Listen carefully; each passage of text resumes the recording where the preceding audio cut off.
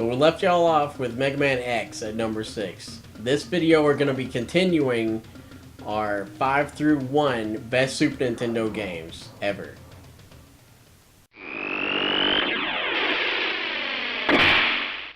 This game is the poster child of games that show you how to make a sequel infinitely better than the original. Donkey Kong Country 2 Diddy's Conquest is easily way better than the original Donkey Kong Country. It's harder. The bonuses actually have meaning because you get Creme coins, which you can then use to get into the Lost World, where you can really test your Kong skills. Not to mention, sadly, Donkey Kong isn't even in it. But in the first game, Donkey Kong was the weaker of the Kongs because he's slow and not as fast as Diddy. Diddy is the best nephew ever, going to rescue Donkey Kong, who has been captured by Captain K. Rool, and he gets his girlfriend Dixie Kong. They go and they help each other rescue Donkey Kong, and it added so much into the game, like the whole team-up ability where you can get the Kong on your back and throw them at items or enemies.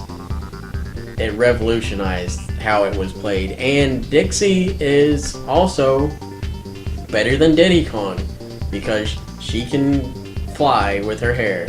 For some reason. She's not as fast, but she can just propel her with her hair and just gradually descend instead of dropping like a rock like Diddy does. And the Animal Buddies were Animal Buddies got amped up because they all had charge abilities, like Rambi would, charge as rhinos do. Yeah, we kept Rambi. Yes. Did we lose the ostrich? Yeah, we lost the first one. The only two that stayed were Rambi, or three that stayed were Rambi, Unguard, and Squawks. And Squawks grew up because he was just a little baby parakeet toting around a light in the first one. Now he's a full-grown parrot. We had Squitter. Spitting nuts. Yeah, Squitter was the best. Squitter is just awesome. Spider wearing tennis Tarantula shoes. wearing 8 tennis shoes. Rattly was fun. Oh yeah. it's just a dumbass snake. The bosses were super cool. Bosses took it up to a whole other level. My favorite is the sword that comes out of the lava after you. Oh yeah, that one's cool. I really liked that boss. He was hard and scary, and it was awesome. My favorite would have to be the Crow. Not the boss from the first world, but the boss from the fourth world, because he comes back because you kill him, and then in the fourth world, in Gloomy Gulch, he's the boss again, and he's a ghost, and you have to kick his ass again from the dead. And it was one of the first times I had seen a boss die and come back as a dead boss. Plus, the final battle is just amazing. So fun. I really liked the gray crocodile too. Can't remember his name. Giant gray crocodile that you fight. Oh yeah. Cudgel. That's right. Not to mention, easily some of the best music of this game or any game ever. It's great and fantastic music in this game. On our last list, Mario made the top. On this one, he's only number 4, but Super Mario World, it's my favorite Mario game ever made. I think it took everything that Mario 3 did and did it better. Yes, it did. Yeah. It has easily my favorite power-up in any Mario game, the cape. And it's never come back! It really, no, it hasn't. Yeah. Like, Well, Smash Brothers. honestly, That doesn't count. the power-ups, as far as quantity, are lacking in Super Mario World, because there's really only 2 that you get. You get the cape and the fire flower, and that's it for the most part. Does Yoshi count? Unless you count Yoshi. Yeah. But he's more of a buddy. Yeah. I guess he has an asterisk by his name because he could account for either because he's still another hit. But yeah, Yoshi, the inclusion of Yoshi is phenomenal. And he's an extra jump.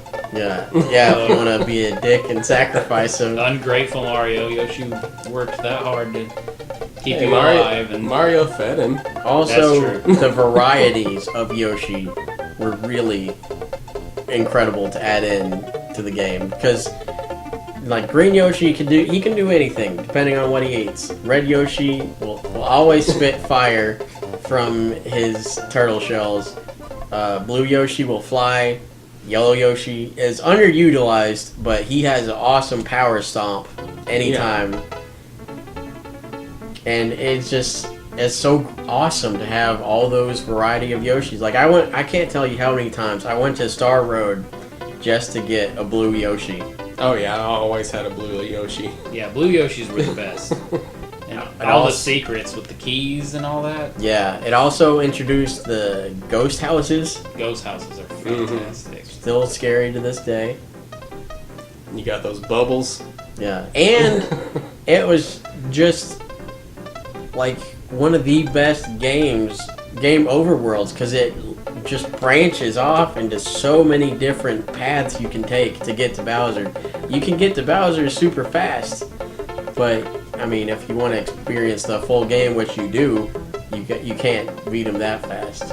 Even fighting Bowser, like you get to his castle, and it's basically an amalgam of every type of castle you've beaten to get to him. Like there's 8 rooms, each of which are differently themed, and once you get through them, Bowser's there, and he's got Peach and her nasty arms flailing in his clown copter. That's apparently full of mushrooms. And then once you beat the game with those super hard levels, I can't remember what they were called, like Mondo, Tubular. But once you beat everything, you unlock the weird mode. I can't remember what it was called, but like all the enemies looked like the turtles looked like Mario, the Koopas. I mean, their shells were Mario heads. It was really weird, and we didn't even know about it for the longest time. And I think we just happened across it one day. Like we beat everything and then started over, and everything was weird. Yeah, those like playing the game like that. It's unnerving. It's very odd to see. Yeah. Like after we did that, I tried to undo it, but it was too late. No, it was fantastic. But those secret Star Road levels are really some of the best and most challenging levels of any Mario game to date. Because you have to get the balloon and like keep getting balloons the whole level. Mm-hmm. If you get hit, you're screwed. That's it. Start over. Just pure platforming brilliance. That game was just hasn't been topped in my opinion for a Mario game. I would agree with that. For a platformer. Superb water levels. Yeah, they were actually pretty good. Those are good in that game. Especially the one with the blue Yoshi. Yeah. But arguably, Super Mario World is the best platformer of all time. This game is easily one of the best exploration games that has ever happened. It's a lot of people's favorite game of all time, and Super Metroid just, again, took everything great about the first one and just ramped it up all the way. Super Metroid did that with Metroid. And a lot of people thought it was just a remake of the first one, but plot twist, it isn't. It's going back to fight Mother Brain again on the same planet and fight all of her new space pirates. You fight Ridley, you fight Kraid again, both of which have grown exponentially from the first one. Yeah. But you also fight that eye monster that just the ghost? Shoots at... Yeah, he's a ghost. Phantom? Yeah, Phantom. Straight boss fight. You fight that piranha plant thing that just swings from the ceiling at you, and you fight Krogmire. Yeah, you can't even hurt him. You just force him into the acid, and then he dies very gruesomely. Yeah. It's very... You see his flesh melt off of his bones, and then that was one of the first times a video game ever scared me. When his bones come at you from the opposite direction, I thought he'd come back to life and I was going to have to kill him again. But no, he just, with his last breath, decided to scare the hell out of me.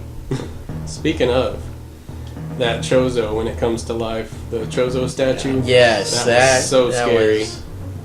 It's just an amazing game. There's so much to do in it to get all the energy tanks and missile tanks and all the different power-ups, because you get the wave beam, the ice beam, super missiles, super bombs, animal buddies, grapple gun.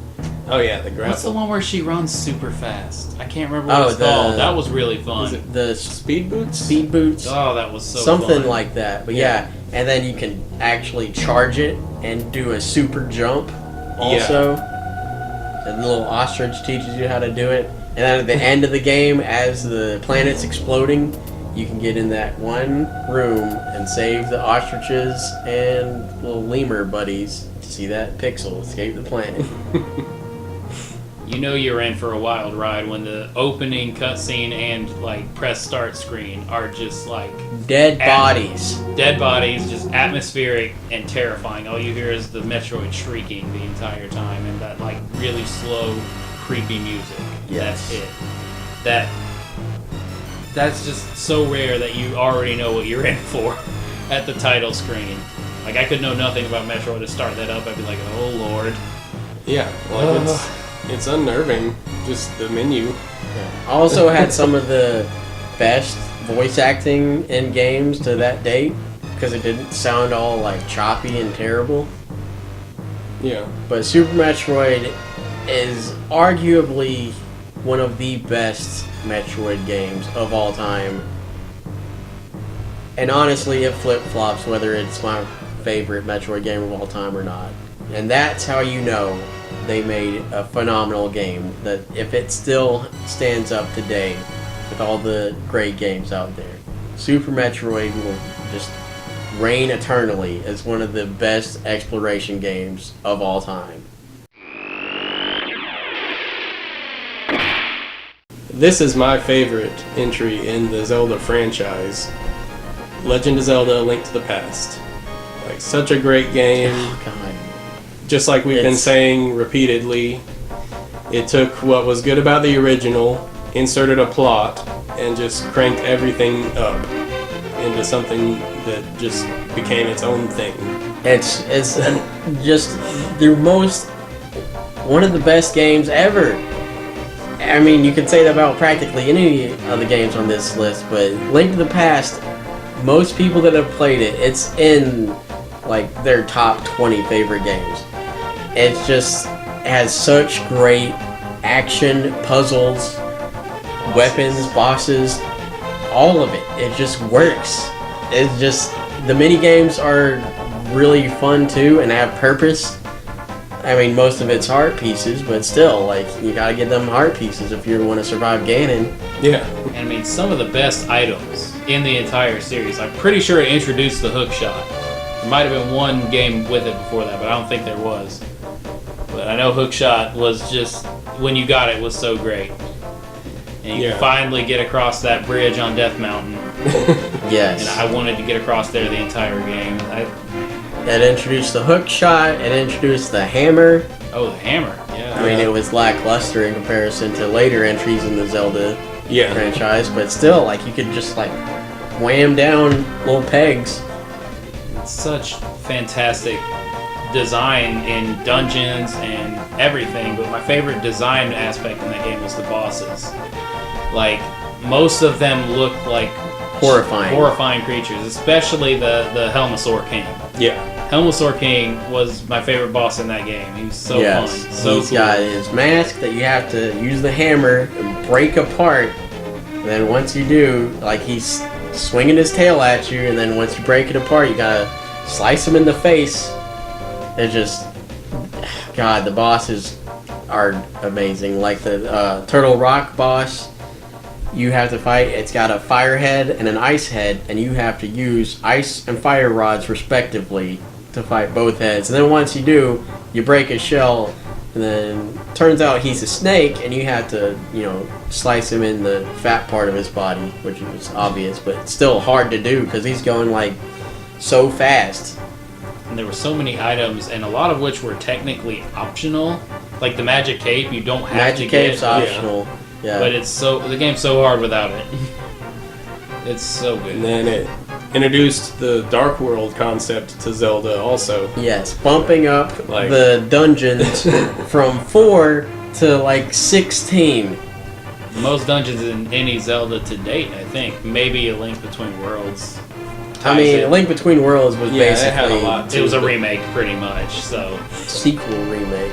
Yeah. Handled very well, but still, yeah, Link to the Past is just... not... Oh... You can't forget about the one thing Link to the Past introduced and was glorious, but has yet to return for whatever reason, are the magic medallions. Oh man, those you are get so the Quake cool. medallion, and Link stabs his sword into the ground and causes an earthquake. There's the ether one that basically lights everything on fire. Bombos was really that was my favorite. And they're great. And the Quake medallion is required to beat the game. The other two are optional, I believe. But still, back when The Legend of Zelda had a magic meter, it was the introduction of the magic meter, actually. Yeah. And it stuck around for a while and has been missed ever since it left. But Link to the Past, it's just phenomenal. It also introduced the Master Sword that had never been involved before. It was the magic sword in the first one. Yeah. Yeah. So the Master Sword came into play in that one. And it's just one of the best Zeldas ever made. Yeah. There's not much else we can say without going on for, 5 hours talking about A Link to the Past. It's just one of the best games ever. To cap off our list of top 10 Super Nintendo games, I have one that every top 10 Super Nintendo game list has within the top 5, if not they're wrong. It's also the only game on this list that is not a sequel, remake, or otherwise already done property. Yes. Yeah. Chrono Trigger. In my opinion, the greatest game of all time. It had fantastic, charming characters, a great, fun... Well, it started out a great, fun little story, and then you find out you have to stop the apocalypse when they see that video of Lavos. Yeah. And didn't treat you like a child. Like you were expected to learn what you were doing by a certain point in the game, and it's not going to hold your hand and tell you how to do it. And the time travel, everything's better with time travel, like we said earlier. It's just, it made the story that much better. And you see the progress you're making through time, like when you leave Robo to farm that orchard and all that stuff. Yeah. And it's just such an influential game. I mean, if you have played it, you've recognized our numbered transitions from that game. It's just, it's just great, like the best JRPG ever. Doesn't have random encounter battles. If you see an enemy, you can go up and fight it, or you can run away from it. It doesn't have to be random. Really, actually challenging. Fantastic plot. Optional character. Optional side quests. And some of the best ways to get your optimum equipment in a game. And an optional, very important side quest when you resurrect. Yeah, that's true. And if you didn't get that doll at the beginning of the game, too bad. Yeah, also, they kill off the main character in the game. Yeah, you can get it back, but you don't have to. And not to mention, there's 13 endings. Yeah, I mean, it's At ridiculous. it popularized the multiple endings in video games because they're all great to some degree. We haven't even mentioned the music yet. The music is phenomenal. Some of the best video game music ever composed, if not the best. It perfectly captured every scene. And Like Frog's theme made you feel heroic. Magus's theme made you feel a little intimidated. Yeah. Lavos' theme scared you. Yes, Yeah, Lavos what's his was name? horrifying. Johnny The robot his biker. robot motorcycle. That song just gets you pumped. Then you get to the final boss, and there's like kind of a plot twist, and you realize that through the characters, of course, they realize it, but you realize that Lavos basically orchestrated the entire everything. Like he's the reason there's magic because it fuels him.